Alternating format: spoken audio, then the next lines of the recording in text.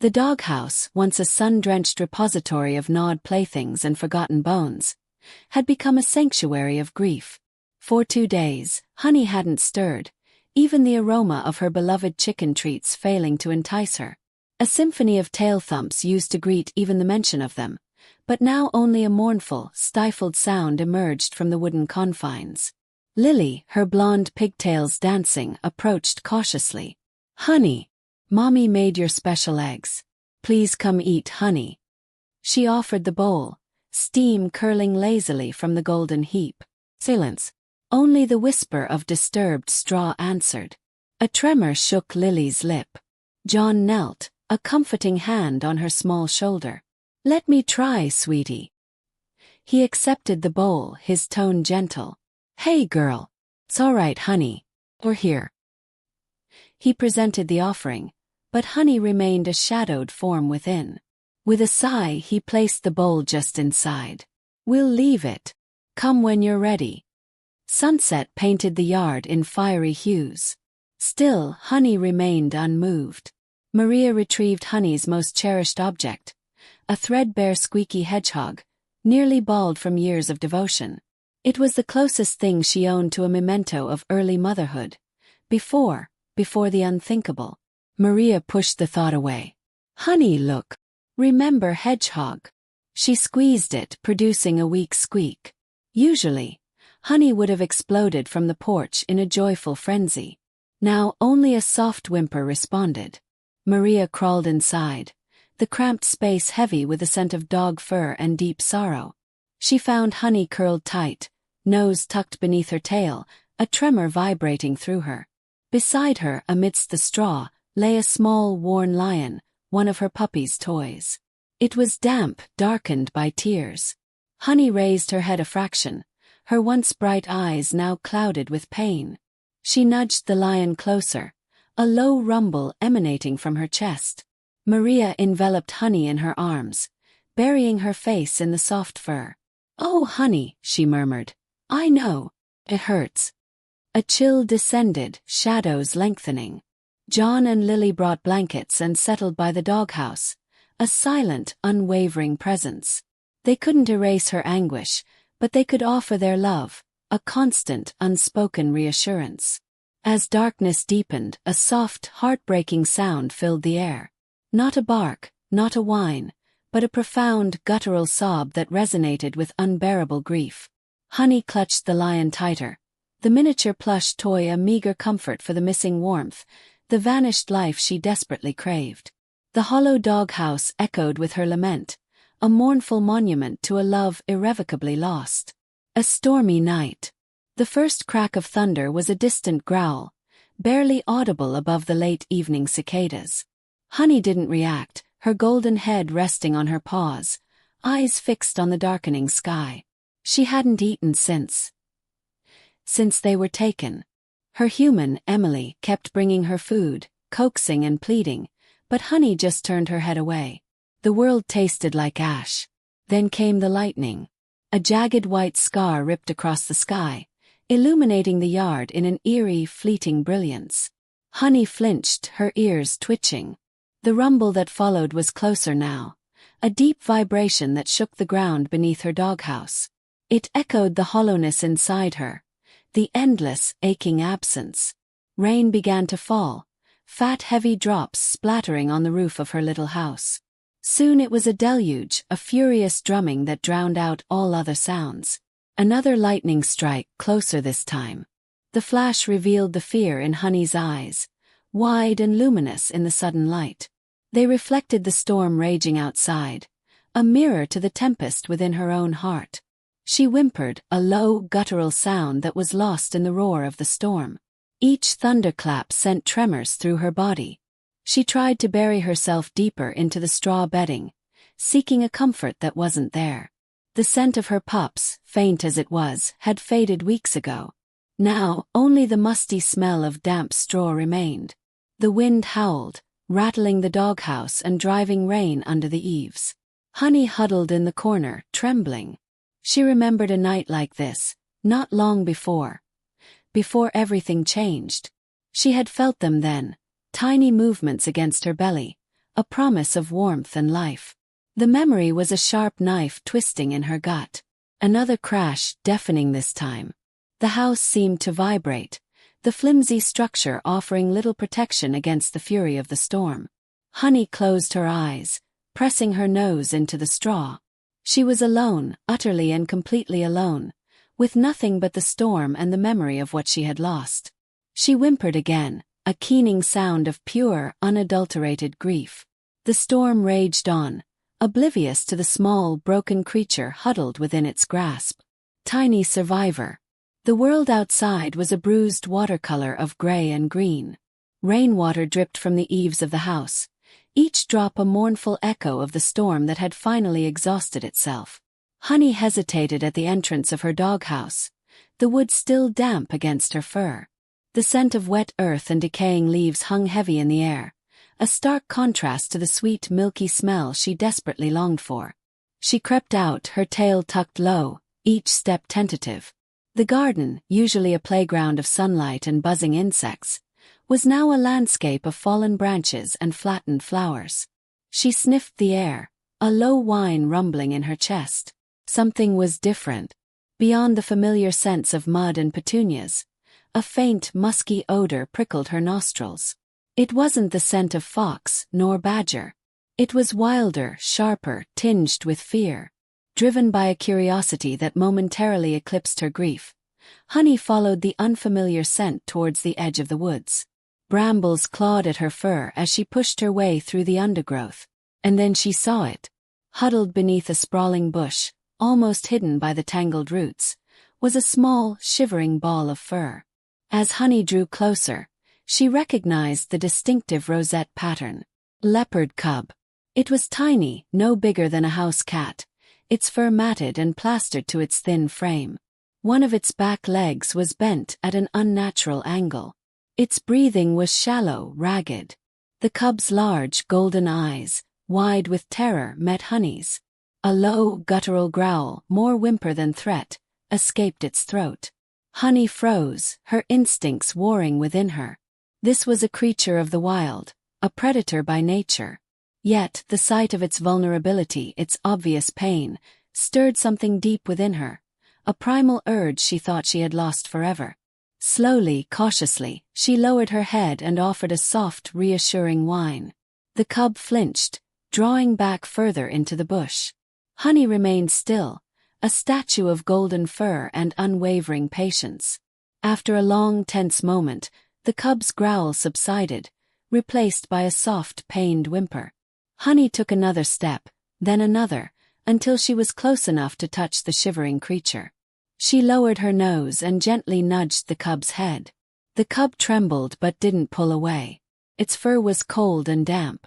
Without hesitation, Honey nudged again, then began to lick the matted fur, cleaning away the mud and debris. The cub stiffened at first, then slowly relaxed, its whimpers fading into soft sighs. A tiny survivor, alone and injured. And Honey, the grieving mother, had found something to care for again. An unlikely connection. The scent hit Honey first, a musky sweetness overlaid with the sharp tang of blood. It pulled her forward, past the overgrown rose bushes, deeper into the neglected corner of the garden. Her tail, usually a languid pendulum, twitched with hesitant curiosity. There, nestled amongst the decaying leaves and broken pottery, was a creature that made her heart clench. It was a cub, impossibly small, its spotted coat matted with dirt and something darker. Leopard cub. Fear, cold and sharp, pricked at Honey's senses. Leopards weren't supposed to be here, not in the manicured suburbs. But beneath the fear, a different instinct stirred, a deep, primal ache that resonated with her own loss. The cub flinched as she approached, a low growl rumbling in its tiny chest. One of its back legs was bent at an unnatural angle. Honey stopped, her own whimpers caught in her throat. She remembered the fragile weight of her own pups, the desperate need to protect them. Slowly, cautiously, she lowered herself to the ground, her belly almost touching the damp earth. She inched forward, her eyes fixed on the cubs, trying to convey a message of peace, of comfort. The air hung thick with unspoken anxiety. When she was close enough, she extended her nose, nudging the cub gently, a soft, hesitant greeting. The cub tensed, then, to Honey's surprise, it responded. It leaned into the touch, its small body trembling. A tiny, plaintive mew escaped its throat. Honey nudged again, a little firmer this time. The cub shifted, turning its head to press against her fur. The warmth of her body seemed to calm it, the tremors lessening. A soft purr, unbelievably loud for such a small creature, vibrated against her side. She lowered her head further, encircling the cub with her body, creating a shield against the encroaching cold. The cub burrowed closer, its claws, thankfully retracted, kneading softly at her fur. Honey felt a strange sense of peace settle over her, a fragile counterpoint to the grief that still haunted her. The cub's fur was rough beneath her chin, its scent wild and untamed. But in that moment, as she felt the small, broken body nestled against her, Honey didn't care about the wildness. She only knew that this creature needed her, and for the first time since losing her own pups, she felt needed too. She licked the top of its head, a slow, deliberate gesture of acceptance, of protection. The cub responded by snuggling deeper, its breathing evening out.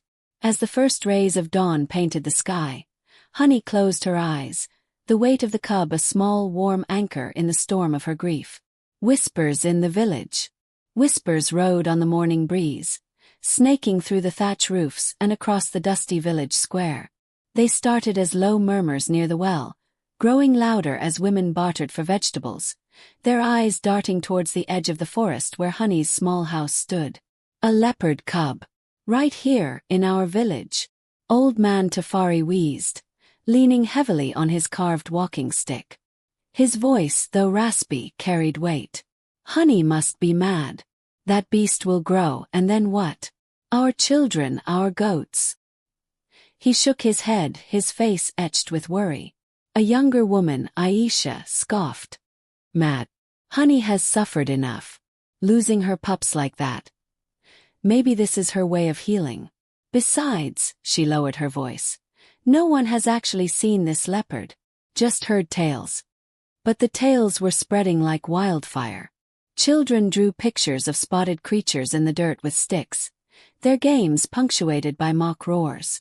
Dogs, normally placid, barked incessantly at shadows, their hackles raised. Fear, mixed with a strange, morbid curiosity, hung heavy in the air. Honey, oblivious to the village's turmoil, knelt beside Leo.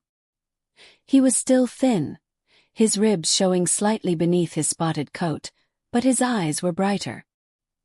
He batted playfully at a fallen leaf, his awkward movements still betraying his injuries. He hadn't cried out in pain since yesterday. He nudged her hand with his head, a soft, rumbling purr vibrating in his chest. Honey stroked his fur, feeling the warmth seep into her own weary soul. She had found a new purpose in this fragile life, a flicker of light in the darkness that had consumed her. Later that afternoon, a small group of villagers gathered cautiously at the edge of her clearing. They kept their distance, whispering amongst themselves. Honey emerged from her house, Leo padding close to her side, his tail twitching with curiosity. A collective gasp swept through the group. He was real. Small, yes, but undeniably a leopard.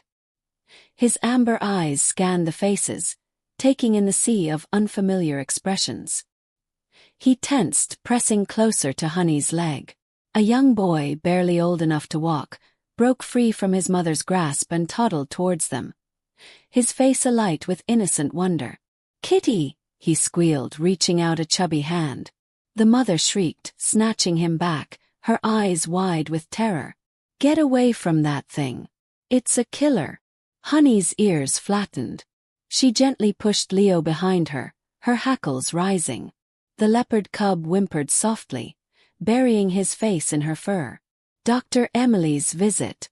Dust swirled around the tires of the Land Rover as it pulled up to Honey's small cottage. Dr. Emily Carter unfolded herself from the vehicle, her khaki shirt already damp with the morning heat. News traveled fast in these parts, and the whispers of a golden retriever nursing a leopard cub had reached even her, tucked away in her clinic on the outskirts of the district. Honey stood on the porch, Leo nestled against her side. His spotted fur a stark contrast to her golden coat. "You're Dr. Carter?" she asked, her voice a cautious murmur. "Please call me Emily," the vet replied, her smile gentle. "I heard you've got a special patient." Her eyes, the color of warm honey, settled on the cub. "May I?" Honey hesitated only a moment before stepping aside. The interior of the cottage was simple but clean. Leo whimpered softly as Emily approached, sniffing at her outstretched hand. "Easy, boy," she murmured, her voice soothing. She knelt, running a practiced hand along his spine, then down his left front leg. Leo flinched. "There," she said, her brow furrowing. "I think we've found the problem." Emily produced a small, worn leather bag and laid out her instruments on a clean cloth. "It's a fracture just above the paw. Not good but not impossible to fix." She glanced up at Honey. "He'll need a splint and some antibiotics to prevent infection." For the next hour, Emily worked with a quiet efficiency. She cleaned the wound carefully, her touch gentle but firm, while explaining each step to Honey. "The key is to keep it clean," she emphasized, showing Honey how to dilute antiseptic solution in a small bowl. "Twice a day, gently clean around the break. Watch for any signs of redness or swelling." Leo, initially apprehensive, seemed to sense Emily's intent and settled down, resting his head on Honey's paw. Once the splint was fashioned from lightweight, breathable material, Emily showed Honey how to secure it without restricting circulation. "Not too tight," she cautioned, "just snug enough to keep the leg stable." She then prepared a syringe with antibiotics. "This is amoxicillin. Give him this dosage once a day for the next 7 days." She demonstrated how to administer the injection, pinching the skin at the back of Leo's neck. "He won't like it," she admitted, "but it's crucial." As Emily packed her bag, she looked at Honey, her expression serious. "He's a wild animal, Honey. He needs specialized care. You know I can take him to the sanctuary, right? They have facilities, vets, everything he needs." Honey's ears flattened slightly, her gaze fixed on Leo. He's doing better here," she said softly. "I can take care of him." Emily sighed, a sound barely audible. "All right," she said finally. "But promise me you'll call if you need anything. Anything at all." She handed Honey a small card. "My number is on there. Don't hesitate." The Land Rover rumbled back down the dusty track, leaving Honey and Leo alone once more. She licked Leo's head, a silent promise to protect him, the weight of responsibility heavy on her shoulders. The sun beat down, and the air hung thick with unspoken worries. Protecting Leo. Honey licked the cloth, her tongue rough against the worn cotton. Leo whimpered as she dabbed at the gash on his leg, the fur matted with dried blood. His big, golden eyes, usually so full of mischievous glints, were clouded with pain. "Sure, little one," she murmured, her voice a low rumble in her chest. "Almost done. Almost done." She had cleaned the wound twice already today, hoping to stave off infection. The vet, the nice man from the village, had shown her how, explaining everything carefully. He had also told her. Well, she pushed that thought away. Not now. When she was satisfied, she tore off another strip of cloth from her already ragged dress and tied it loosely around his leg, offering him the last scraps of the rabbit she'd managed to snare. He ate slowly, cautiously, favoring his injured limb. Honey watched him, a pang of something unfamiliar twisting in her gut. It wasn't quite sadness, not quite fear. Maybe it was the realization that this fragile, fierce creature had burrowed its way into a corner of her heart she thought had been sealed shut forever. The wind shifted, bringing with it a scent that made the fur on Honey's back bristle.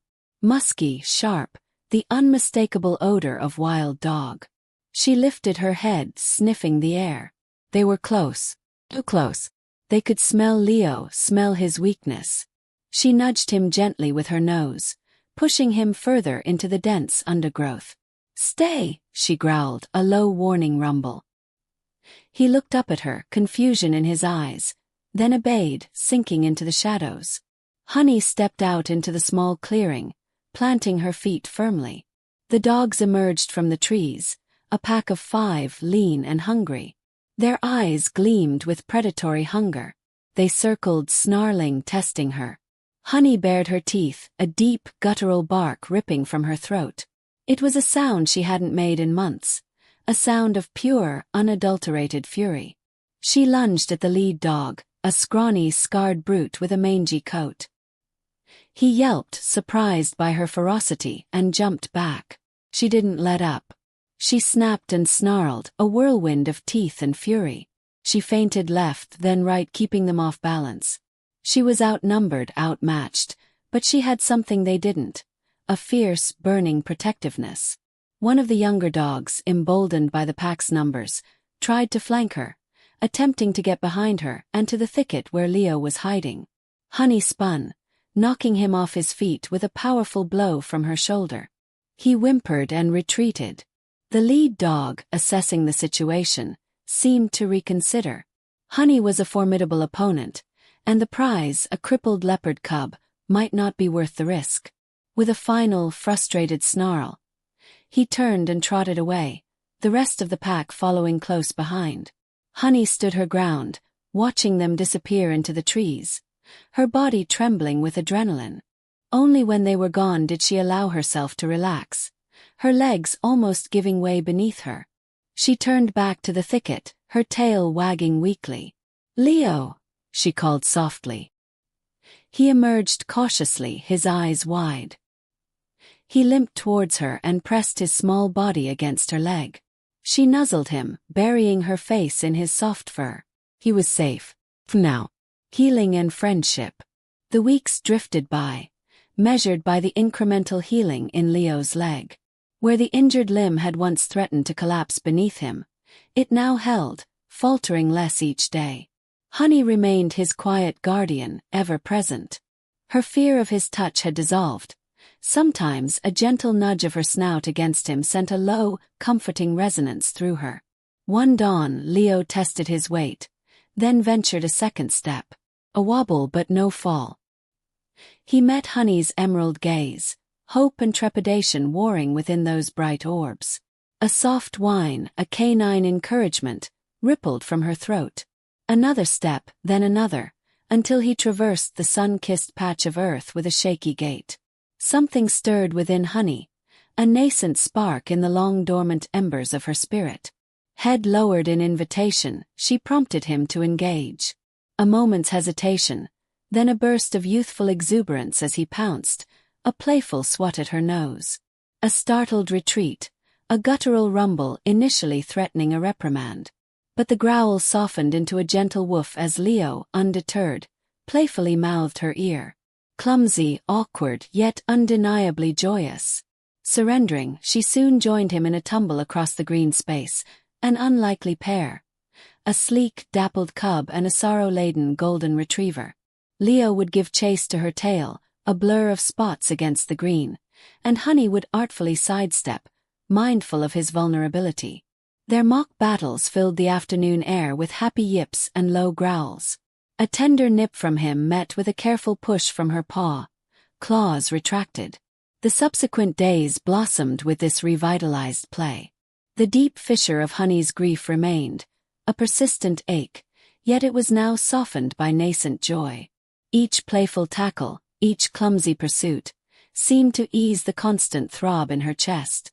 Anticipation bloomed in her each morning, a tentative tail wag as she watched him stretch and greet the sun. She began presenting him with her most cherished playthings, a frayed rope, a worn ball, nudging them forward, an invitation to participate in her games. As the sun painted the evening sky in fiery hues, Leo nestled close to Honey, his small frame pressed securely against her warm flank. A deliberate lick across his head, a tender expression of affection. A soft purr, a low rumble felt against her ribs, answered her. Gazing down at him, safe and secure beside her, a warmth bloomed in Honey's heart, a sensation dormant since. She banished the thought. This was different. Not a replacement. This was solace. This was kinship. And, for the first time in what felt like an eons, Honey sensed a fragile optimism, a hopeful whisper that perhaps, just perhaps, things might find their equilibrium. Sanctuary visit. The truck ground its way up the drive, spitting pebbles in its wake. Honey, roused from her sun-drenched nap next to Leo, perked up, a low keen vibrating in her chest. Startled, Leo lurched to his feet, favor still instinctively given to his mended leg. Khaki-clad figures emerged, their expressions carrying a blend of compassion and resolve. Wildlife rescue. The unspoken words settled like a heavy shroud. Honey pressed close, a furry bulwark against the encroaching strangers, licking his head in a flurry of anxious affection as he burrowed into her flank, sensing her unease. "He's showing remarkable progress," the woman commented, her voice gentle, approaching slowly. "Your dedication has clearly made a difference." Honey bristled, a soft growl rumbling within. The woman paused. "We're here to transport him to the sanctuary now. He'll receive top-notch care, ample room to exercise, and interaction with his own kind." The attempt at reassurance struck Honey like a cold wave. Other leopards. What would become of her? Her whine intensified, circling Leo as if challenging them to advance. The man, older with work-worn hands, knelt down. "We recognize this is difficult. The connection between you two is palpable." He hesitated, thoughtful. "While it's not standard practice, perhaps we can arrange for visitation. On a regular basis." The growl subsided, ears pricked with renewed hope. The journey to the sanctuary stretched on, an eternity measured in heartbeats. Confined to the truck's rear, Honey kept vigil over Leo through the wire partition. He appeared placid, almost intrigued by the shifting landscape. A soft rumble vibrated from his throat when she whimpered, his gaze finding and holding hers. The sanctuary unfolded, a vast expanse of waving grasses peppered with copses of trees. Leo was guided to a sizable enclosure, boasting a craggy rock formation and a small, inviting pool. He explored with cautious curiosity, testing the air with inquisitive sniffs. Honey's initial visit came a week later. Sanctuary staff escorted her to Leo's new habitat, and instantly, he bounded towards the barrier, his eyes bright with recognition. He rubbed against the chain link, a resonant purr filling the air as Honey reciprocated with affectionate licks through the gaps. They whiled away the afternoon in boisterous play, Honey giving chase as he weaved around the enclosure, his limp now barely perceptible. She'd brought his favored rope toy, and they engaged in a spirited tug-of-war until breathless and content. As dusk painted the sky, Honey knew departure loomed. She nuzzled Leo one last time, a profound sigh escaping her. He was secure. He was flourishing. And she had the prospect of seeing him again. The dull ache, the void that had haunted her for so long, began to diminish, supplanted by a tender warmth. The love they nurtured, the singular profound bond they had created, had mended them both.